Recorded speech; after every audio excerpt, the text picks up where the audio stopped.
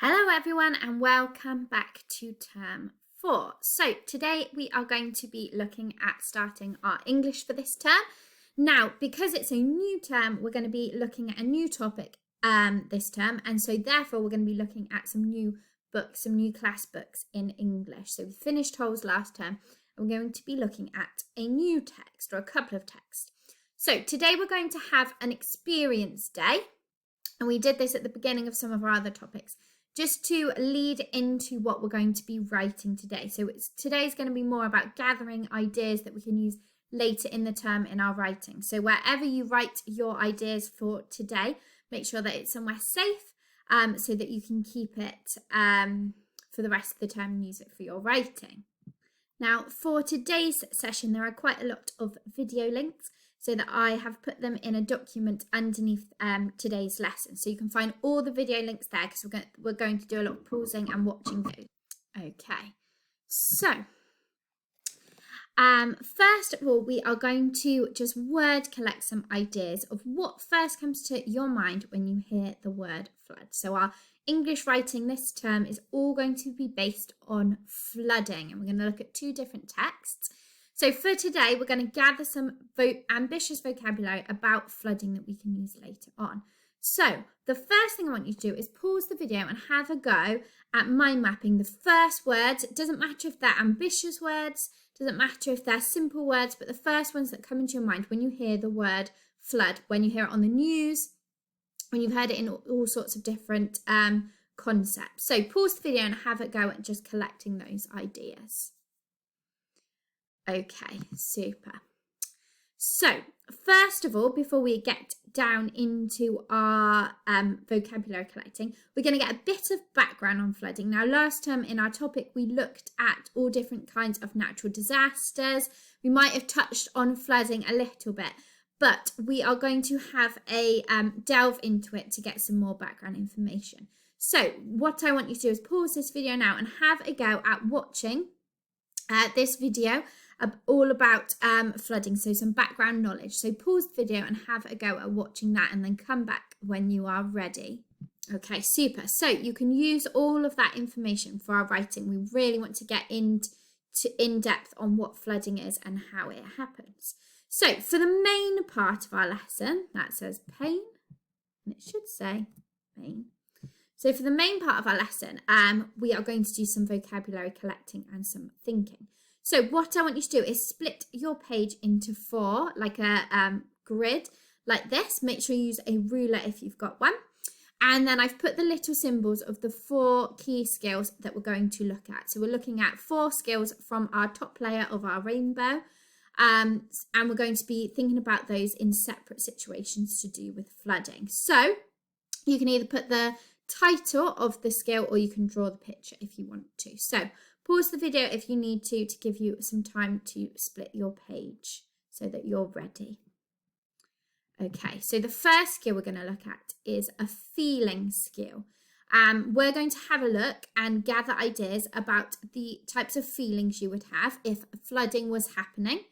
If sort of thinking about the aftermath of flooding, so if you woke up or you found out that you were flooded, or also thinking about the beginning, so if it was on the news, there were some flood warnings that flooding was going to happen, how would you feel? So you've sort of got 3 different stages of feelings. So the warnings, if you're told that it might happen, it's going to happen, when it's actually happening and the flooding's happening, and sort of after when everything is flooded and you've got the damage and the consequences to think about. So those 3 areas might have lots of different feelings attached to them. To give you a little bit of an idea, there is a video link in the document with a video interview of a woman who was affected by the Yorkshire floodings, which happened really recently, a couple of years ago. So you probably remember all of that on the news when it first happened.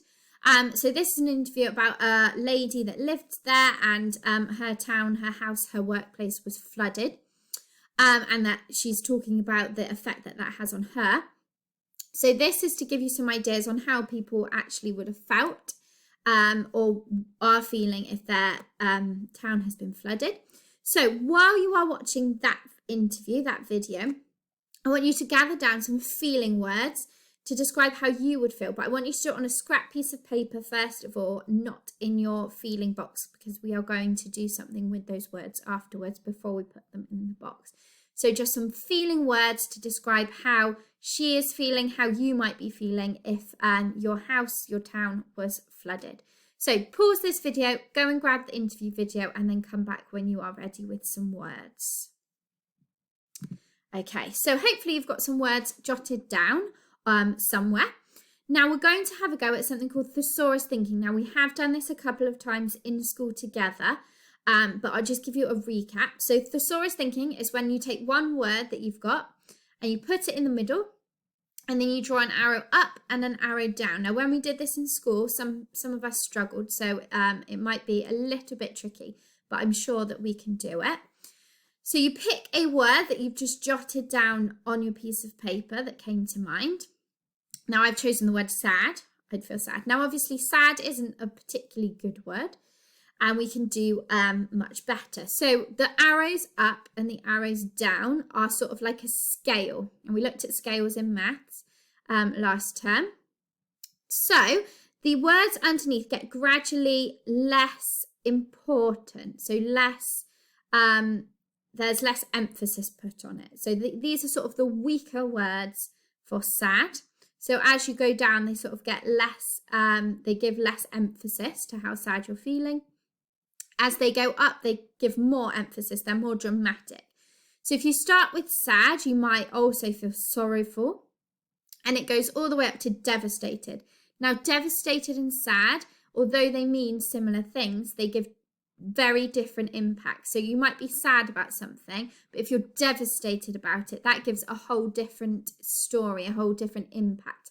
So that's what we're looking for. We're looking for impacts, and these are really going to help us when we come to do some writing later on in the term. So you might be feeling sad, but sad might be too strong a word for it. You might just be feeling a bit unhappy or a bit down. So the words underneath are sort of weaker words than sad, words that mean less than sad. And the arrow up are words that mean more than sad. Now, I've done 3 for each.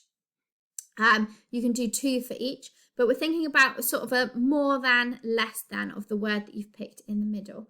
So what I want you to do is pick 3 words that you have jotted down, and I want you to do some thesaurus thinking. So you put your first word in the middle, and then you're going to look at 2 or 3 words that are more than that word, so a bit more dramatic, and 2 or 3 words that are a bit less than that. Now, what you can do is you can use, because obviously in school we've got dictionaries and thesauruses, you can go online and look for some synonyms, which are obviously words that mean the same, of your word in the middle. So you might want to do that, and you might want to pick words that are less than and more than the word in the middle. So these ones, these arrows, are the ones that you're going to fit into your first feeling box. So just pick 3 words. If you've got more room and you want to pick more than 3, then that's fine. And have a go at thinking of words that are more than and less than, because then we can pick and pluck words that are relevant to the context when we come to write it. So have a pause of the video and have a go at doing that now, and then come back when you are ready. Okay, so our second vocabulary box is a nice and simple one, and we are going to be looking at sight. So on the screen here, I've got a picture of some flooding in the UK. And what I want you to do is look at the picture and imagine that this is your street. So you've looked out the window and this is what your street looks like. So your house is flooded, your neighbours' houses have been flooded. So your whole street is flooded, and you can see by the height of the water on the cars, on the posts, that it is obviously very deep. So what I want you to do in your second box, your sight box, is collect some ambitious vocabulary to describe what you can see. So imagine you are looking out the window and you are describing everything that you can see, but really think about the impact of the words you're choosing. Try and make them high level, because that's the purpose of today. So don't just say water. Think about how you can describe the water. Make it really ambitious. So that's what you're going to do for your second box, is fill it with all the different words that you can see. So descriptions. So pause the video, have a go, and then come back when that box is filled.